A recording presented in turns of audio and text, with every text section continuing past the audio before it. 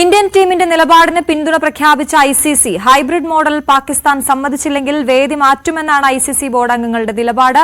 ഇതോടെ പാകിസ്ഥാൻ ഒറ്റപ്പെടുന്ന സാധ്യതയാണ് കാണുന്നത്. വിവരങ്ങളുമായി ഹരികൃഷ്ണൻ ചേരുന്നു. ഹരി, എന്താണ് സാധ്യത? ശ്രുതി, കൃത്യമായി പറയുകയാണെങ്കിൽ പാകിസ്ഥാനെ ഒറ്റപ്പെടുത്തുന്ന നിലപാടിലേക്ക് ഐസിസി ബോർഡ് അംഗങ്ങൾ മാറുന്നു എന്നത് സംബന്ധിച്ചാണ് കഴിഞ്ഞ ദിവസം 15 മിനിറ്റ് യോഗം ചേർന്നിരുന്നു.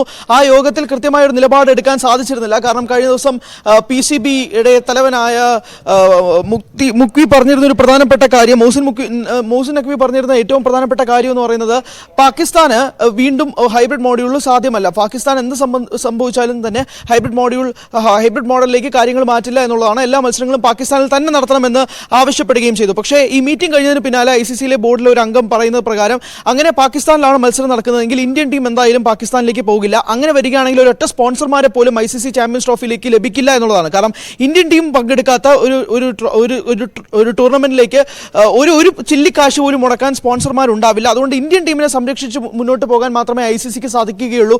അല്ലാത്ത പക്ഷം എന്താ ചെയ്യാൻ കഴിയുക എന്ന് വെച്ചാൽ പാകിസ്ഥാനെ തന്നെ ടൂർണമെന്റിൽ നിന്ന് ഒഴിവാക്കിക്കൊണ്ട് മത്സരം ശ്രീലങ്കയിലേക്കോ പൂർണ്ണമായി ദുബായിലേക്കോ മാറ്റാനുള്ള ഒരു സാധ്യതയിലേക്ക് കാര്യങ്ങൾ മാറുന്നുണ്ട്.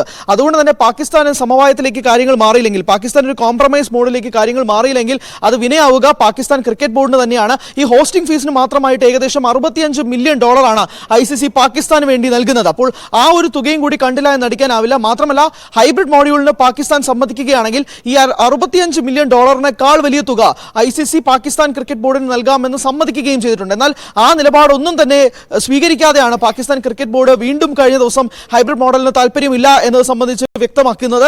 2023 ഏഷ്യൻ കപ്പിലും ഇന്ത്യൻ ടീം പാകിസ്ഥാനിലേക്ക് പോയിരുന്നില്ല. പാകിസ്ഥാനായിരുന്നു അപ്പോഴും ആതിഥേയത്വം വഹിച്ചിരുന്നത്. പക്ഷേ ഇന്ത്യൻ മത്സരങ്ങൾ ശ്രീലങ്കയിലേക്ക് മാറ്റിവെക്കുന്ന ഒരു സാഹചര്യം ഉണ്ടായി. പക്ഷേ ഇങ്ങനെ തുടരെ നടക്കുമ്പോൾ ഇത് അനീതിയാണ് എന്നതാണ് പാകിസ്ഥാൻ ക്രിക്കറ്റ് ബോർഡ് പറയുന്നത്.